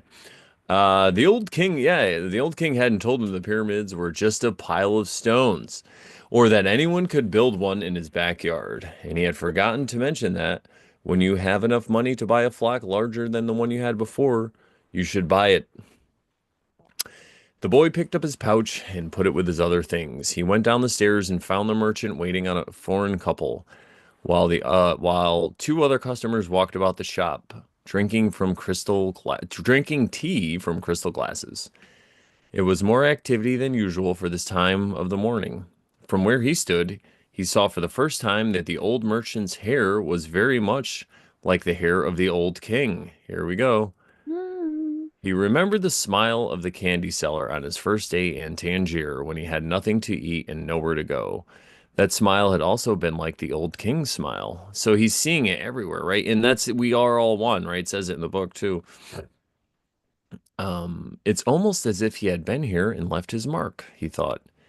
And yet none of these people has ever met the old king. On the other hand, he said that he always appeared to help those who are trying to realize their personal legend. I feel like we talked about this a little and kind of spoiled it, but not really. Those were like No, it was like foreshadowing. it's like foreboding. I mean, a foreshadowing. Yeah. And the other thing too is a lot of parables aren't this clear. They won't explain it later. So, you gotta, Mm-hmm. we're giving you the keys. He left without saying goodbye to the crystal merchant. He Irish goodbyed him. He didn't want to cry with the other people there. He was going to miss the place and all the good things he had learned. He was more confident in himself, though, and felt as though he could conquer the world. But I'm going back to the fields I know to take care of my flock again, he said. He said that to himself with certainty, but we all know certainty is the road to ruin. Mm-hmm. But he was no longer happy with his decision. He had worked for an entire year to make a dream come true, and that dream, minute by minute, was becoming less important. Maybe because that wasn't really his dream. Who knows? Mm-hmm. Maybe it's better to be like the crystal merchant, never go to Mecca, and just go through life wanting to do so, he thought again, trying to convince himself. But as he held Urim and Thummim in his hand, they had transmitted to him the strength and will of the old king. By coincidence, or maybe it was an omen, the boy Mm. thought, he came to the bar he had entered on his first day there. The thief wasn't there, and the owner brought him a cup of tea. I can always go back to being a shepherd, the boy thought. I learned how to care for sheep and hadn't forgotten how that's done. But maybe I'll never have another chance to get to the pyramids in Egypt. The old man wore a breastplate of gold, and he knew about my past. He really was a king, a wise king. The hills of Andalusia were only 2 hours away, but there was an entire desert between him and the pyramids. Yet the boy felt that there was another way to regard his situation. He was actually 2 hours closer to his treasure, Mm, right? That's a great way to look at it. The fact that the 2 hours had stretched into an entire year didn't matter. yeah. Think of a half glass full, half glass empty type Yeah. thinking, right? And I also wanted to talk about, let's just see, that's what it was. Okay, from now on, next time I'm just gonna stop when the thought, because this is Okay. a good one. This is a common theme we've been talking about lately on the show, spiritual awakening, right? Last week I did it. Where's my here? I'll use my little. You think you're going along in life, and you have a spiritual awakening. You're like, it's gonna be great. But then we realize it's more like, oh yeah, and then there's ups, and then there's whoa, and then there's downs, and then so this is what's going on with him right now. He's going through a little bit of a down, but the reason why this is important and we shouldn't get upset when we find ourselves in these situations and vacillating and all this stuff, and I don't know my way, is because sometimes the way that you have to go doesn't seem like it's the way because for everyone else it's like the wrong way, or to you it might even seem like it might be evil or bad or whatever it is. But that's the way you got to explore in order to realize that's the not the way you want to go. We've been watching the Kevin Smith movies. I've been talking about this. We watched Dogma. I highly recommend watching Dogma if anyone hasn't seen that, or rewatch it again. Wow. But there's another movie, Chasing Amy, and it's about a man and a woman. And the woman, they meet and they like fall in love, and the woman is a lesbian, but then uh Converts. she likes in what? Then she converts. Yeah, she converted to trying to say this in a nice way. Heterosexuality. Yeah, there you go. Yeah. I was gonna say much vulgar. Anyway, she converted to the phallus. They'll say it that way. So, but it turns out that and she kind of leads him to believe, that she never been with men. But then one of his friends unearths a secret about her that she was like with men before, and she has this whole past. So they have this conversation, and another character weighs in, and basically she says, I went down all these roads and did all these crazy things to realize that's not what I wanted. I want you, So it's the same thing in life. You have to go down sometimes these crazy roads to know. So there's a shadow of, because if you leave this realm with a shadow of a doubt of what you should have done, it's gonna linger. That's what we're here to do. Could it be our life's purpose of life? What is it, right? Could it be as simple as just doing what you need, like what's bogging and what you're curious and what's bothering you, and you just want, and if it's just reorganizing your dishes, just go do that or whatever, right? That'll lead you, whatever it is, because it could be that if we leave this realm with that question, we have to come back to answer it, right? So I think it's better to answer these questions. So if you ask me, oh, is it better to like be evil and do crimes? I can't answer that for you, but I could see logically how we can all have this discussion, right? That so sometimes it's better to just do it. And the reason I say that is not to inspire people to go out and do evil things. It is to let people know that they don't have to feel bad or guilty or for the things they've done or are doing now. It's to alleviate this guilt and to realize that's what we're here to do. It's to realize that you really don't want to pick your nose. You think your whole life you're like, this is great, but then you get to a point, I don't want to bite my nails anymore. I let them grow. I used to bite them my whole life, right? But I had to bite them until I was done. Because Me then I'm too. like, well, what if it really is good? What if the answer's there though? And then, so use that analogy, if you will, everybody in your life, to just take it easier on yourself and not to treat yourself like a slave. Just be cool, man. We're already here. We're already working on it. You're already listening to the Oversharing show. You already won. So yeah, that's what I wanted to say. Should we get back to it? Hmm. All right. I love oversharing.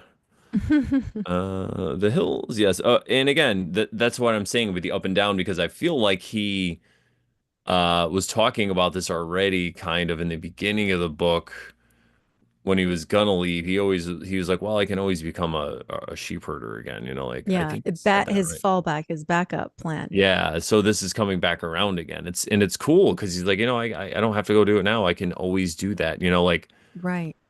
if you want to be a singer or a comedian or an artist, but people are telling you to get the safe job, you can always get the safe job whenever. If that shit doesn't work out, listen, there's a shortage of people who are in the labor force or whatever in the workforce that just are capable. So as long as you're that, you always have a backup. Don't worry. Just go try your dream first. Follow your excitement first. If it leads you to Walmart, go. But I'm just saying. All right. I know We're why I want to get back. okay. I know why I want to get back to my flock. So here he's a moment of lucidity he's having here. He's being honest and open with himself and not in denial. Okay, he thought, I understand the sheep. They're no longer a problem and they can be good friends. On the other hand, I don't know if the desert can be a friend. So it's this fear. He's realizing he's being controlled by fear. Yeah, he's Uh, doing what the other guy, the merchant, realized. He's realizing he's being honest with himself. yeah, and it could be the example of the merchant being honest. His example, not the merchant telling him to be honest. Mm-hmm. The merchant's example, right, everybody? Mm-hmm. Now he's like, okay, if the merchant can do it, I can do it too. They're no longer all right. So yeah, I don't know the desert can be my friend, and it's the desert. Okay, that I have to search for my treasure. If I don't find it, I can always go home. I finally have enough money and all the time I need. Why not? Right? Mm-hmm. He, yeah, because there's no better time like the present. He suddenly felt tremendously happy, and there you go. There's his excitement. He can always go back to being a shepherd. He can always become a crystal salesman again. Maybe the world had other hidden treasures, but he had a dream and he had met with a king. That doesn't happen to just anyone. He That's had right, a everybody. dream and he had met with the king. Whoa. Martin Luther King had a I dream. had a dream one day. That little Sorry. black stones and little white stones would be in my pouch. All right. Yeah. So, yeah, exactly right. Kings and dreams. But not everybody has this happen, which means not everybody wakes up in this lifetime. Maybe it's the case you have to go through several lifetimes of sleep before you do wake up. Maybe everyone, who knows? Maybe we already been through several lifetimes of sleep and now it's our chance. Maybe we just woke up in this one. Did you hear that? No. I just Zoom. hit this. So as I did that with my long eagles, there's these chimes right here. I, Mhm. I said maybe that's it, and I hit these, and they all rang as I did that. Oh, Okay, yeah. so Zoom kind of blocks out noise that's not a voice when it you was have it just for set. me then. Yeah. What was I saying? No, you're right. They do very well. That's why I was. I heard that. What was that? Oh, Cody's going into the garage. Oh, it came through like a squeak though. That was funny. I thought it Oh, was a bird out here, but you looked at the same time. Unless a bird here made a noise and you looked, that listen, maybe. everybody. That's Usually probably what Zoom happened. will block those noises, so I'm surprised you heard anything. No, I think it was a bird here, and you just reacted at the same time. I think it was just That's like an nuts. omen. Yeah, so I think we're onto some truth here. The universe is trying to distract us, but yeah, well, that's all right. You guys get it. Whatever point I was making. I rang the bells and we reset. So let me just see. Yeah, you could always go back. Yeah, yeah, yeah. Oh, it doesn't just happen to anybody. So okay, I'm back. I got it, everybody. We're going through lifetimes of sleep. Maybe this life that everyone watching the show at least, we had an awakening. Maybe this is the first time, and it's a great time to celebrate. And that's when I hit these bells when I said that. Mhm. So yeah, look at it that way because what an amazing worldview it is. If you're looking at it that way, you're a hero. You're not some schmuck who's like, doing whatever you think you're doing and you hate it. Like that's not you. No, you're this person who's been through who knows how many other of these lives or whatever this is, and now you're awake. And now you're listening to the lovely sound of my voice. Congratulations, you win. Go to morelawsmoreproblems.com and you can join the pyramid scheme. Click on the Over Sharon show. It's the best pyramid scheme there is. There it is, the pyramid. Greatest, the Great Pyramid Scheme. The Great Pyramid Scheme. That's right. It's the bestest Great Pyramid scheme. Um, Speaking of reincarnation, just briefly, just I was listening to an audio book of some of Neville Goddard's lectures, like read by someone else.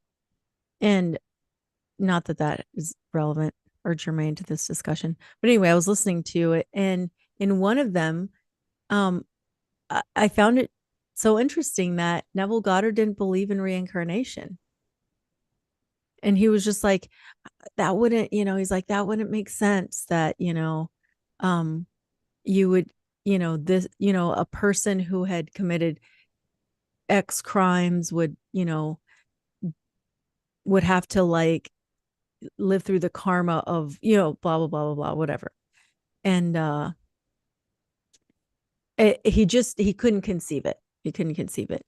But it's funny how like it makes sense. It really does make sense in the end, at least to me and to lots of other ancient people. But Well, he also was a devout Christian, I believe. he was So, he was right? a Christian, and he called himself a Christian. He even in that lecture series that I'm listening to, he said something about like, I consider myself a Christian, but not in like he explains why it's not Oh the, yeah, the that's same right. way as like most people I was thinking of Edgar Casey. We believe. just picked up Oh, this. Edgar Casey was a devout Christian. Yes. That's right, and we just picked up this amazing Edgar Casey book. It's not in here, but yeah, so yeah, I could see that, and also the times, I think our this whole idea of reincarnation, not that it's a new one But by any means, it's but been revived. yeah, I think it's one of those occult ideas kind of that the masses, when you're in this Western civilization anyway, in other ones. But yeah, so I could see that why it would just be so outside of everything he ever was taught. That would blow his mind. But who knows? Maybe he's right. That's why he just, Yeah. maybe I am gonna burn in hell. I mean, whatever. Yeah, what are you gonna do? I mean, I'll be the funniest guy in hell, everybody. Yeah, probably not, but I'll try. I won't be the Hitler's way funnier. No. No, I should have picked a nice Gandhi's way funnier. He'll be in hell. No. It's like the South Park thing. Okay, should we get back Yeah. to what do Yeah. we Yeah. have? Let's see. Yeah, We because just, we're well, we have that little bit and we could stop there. okay. Yeah, we've Shall been I at it. finish, baby? Yeah, Okay. perfect. So he just said, I can always go home. I finally have enough money and all the time I need. Why not? He suddenly felt tremendously happy. He could always go back to being a shepherd. He could always become a crystal salesman again. Maybe the world had other hidden treasures, but he had oh, that's right, you read this. But he had a dream and he had met with the king. That doesn't happen to just anyone. He was planning as he left the bar. He had remembered that one of the crystal merchant's suppliers transported his crystal by means of caravans that crossed the desert. He held Urim and Thummim in his hand. Because of those two stones, he was once again on the way to his treasure. I am always nearby when someone wants to realize their personal legend, the old king had told him. What could it cost to go over to the supplier's warehouse and find out if the pyramids were really that far away? Now he's beginning to plan, to think about how can I go about doing this, which the crystal merchant had not done.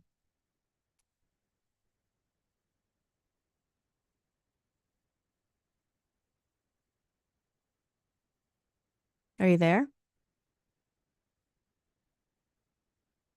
You're muted.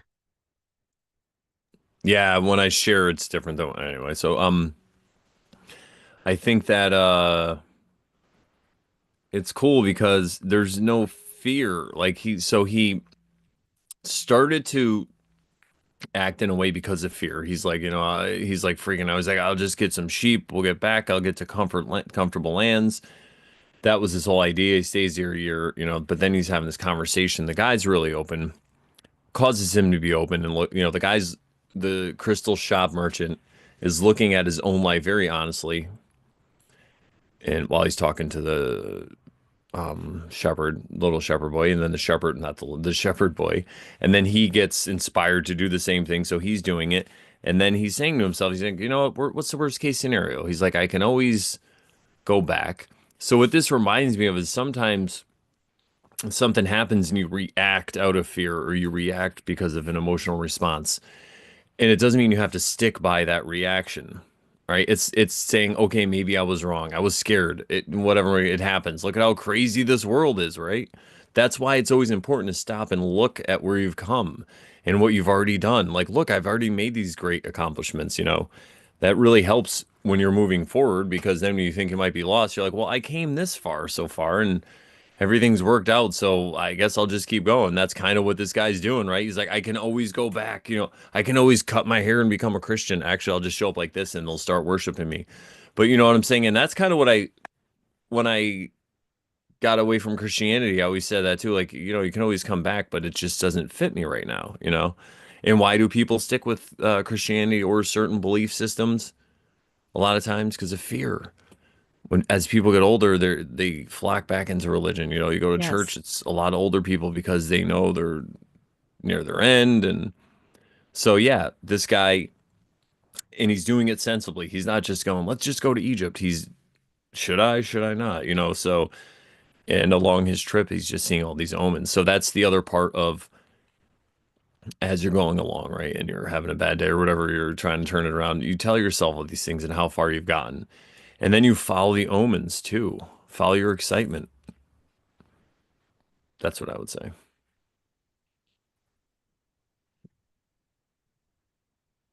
What do you think?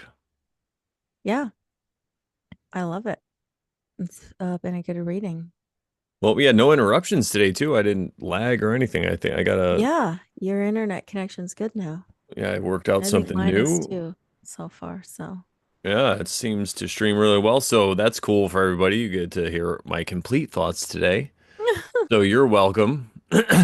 Um, Thank you guys so much for hanging out toward the end. I really, you know, let's look through the chat. For whom the bell tolls. Yes, Kathleen, it tolls for you, I should say. And you know, that's what something we can all be grateful for, right? We woke up and we see that there is more than the physical.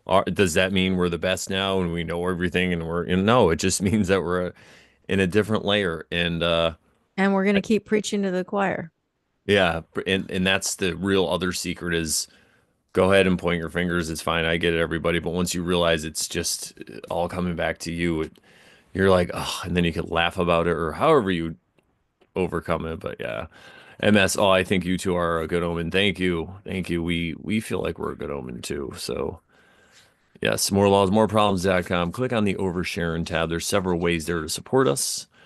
And the best ways though to come here every Thursday, hang out in the chat, just like you lovely people out there. Tony, what's up? I didn't say hi to you specifically, but I saw you earlier in there. I just didn't want to interrupt the lovely Sharon. So, but hi, Tony. Thanks for hanging out, and I hope you have fun bowling. Bowl some strikes. Look for the Yeah, we haven't omens gone while in a you're while. bowling. Look for the numbers out there, you know? I know. I was getting 33s and 44s. Oh, that's so cool. We went hiking yesterday and there's this area around here, there's a bunch of spots. So sometimes if we see cars, we'll go somewhere else. So we went to a spot, no cars, and Elizabeth saw a feather right outside, so we got it. And then we were walking on the trail and there's two different ways we can go, and we ended up going straight and 10 feet into the trail, there was another feather in the middle. It's like, we're following the omens. So and it led us to this really cool spot near some water, and we went barefoot. It was really cool, and even though it's really cold here still, but it's above freezing at least. So yeah, you never know. Just follow the omens. You never know where it's going to bring you. And then I went into had to stop at a grocery store on the way home, and I ran into somebody here who works. He's one of the owners of the crystal stores. Him and his mother owns this crystal shop we go to on occasion. So, and I was just texting him about some other things earlier that day, and he lives like another. So we just ran into each other. It was crazy. So, I mean, you never, you know, just keep following those omens. And as you're doing it, it's the other thing that's like the unseen. As you're following the omens, you know what you're not doing? You're not being a victim. You're not going like, why me? Why this? You're like, whoa, what's this going? How can I go here? It's just it's like you're rewiring. That's this unintended consequence, or maybe it is intended, but you're rewiring yourself to not be a victim or to not have this negative self-talk. You have a different relationship going on with reality, technically. You're not waking up in the morning going, "Oh, fuck, I gotta do this and I gotta pay this," and you're waking up going, "I hear a bird. What's that mean? How can I follow that to my excitement?" It's like a whole different thing. So yeah. That's all, everybody. Remember, we're just preaching to the choir here, so at the Oversharon show. And ourselves. And ourselves, exactly. We're just singing to the preacher. Mm-hmm. So, but yeah, and again, thanks for hanging out, everybody, to the end. I guess I could do a little show and tell. Do I have anything here I haven't shown yet? Crystal show and tell. I think that amber is the one. What did I do with it? Amber. I think this little crystal skull is a opalite. Oh, yeah. I like that. It's very shiny. This is some amber that I have. Ooh, Yeah, and do you know what is so cool about this? It feels like plastic almost. Like it doesn't. wow. I have a carnelian that looks like that. Yeah, but this, like, if you touching it, it feels like plastic. You could probably, crack it very easily or whatever. Yeah, it's really cool. Amber, it comes in all different stages. And I really just feel like it's, like you were saying, like it's probably organic material that was instantly petrified or whatever. Yeah, indeed. Soft tissue, which they, according to, shouldn't be able to happen. But this, like this thing I've showed before, but this clam looks like a clamshell. Mm-hmm. It's all crystallized. Lovely. Well, I what do have you a guys think? Let us know in the comments below. Oh, any cool, yeah. So Josh is asking for more cool rocks. So let me see what else I have here. This What's is my crystal rose quartz pendulum. all right, here's a Oh, he didn't get to see, probably didn't get to see my collection of Apache tears. yeah. Bring them back out. I have a bunch of them here. Another one.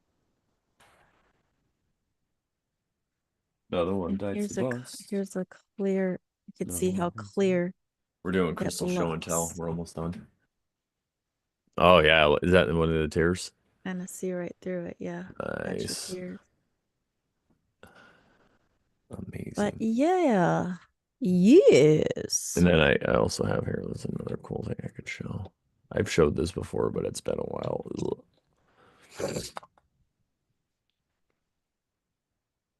This is Oh crazy yeah. lace, the crazy lace agate. Yeah, that's a really cool one. The one this I got on Etsy with one of those. Sometimes they just send you these crazy like 30 or 40% off coupons. Nice. So I got Oh, I gotta get have a crystal. copper. I don't know if I've shown this one. Oh, It's just copper. a She little. has a shungite pyramid over there too. We both held them. Oh yeah, my Shanghai pyramid. Yeah.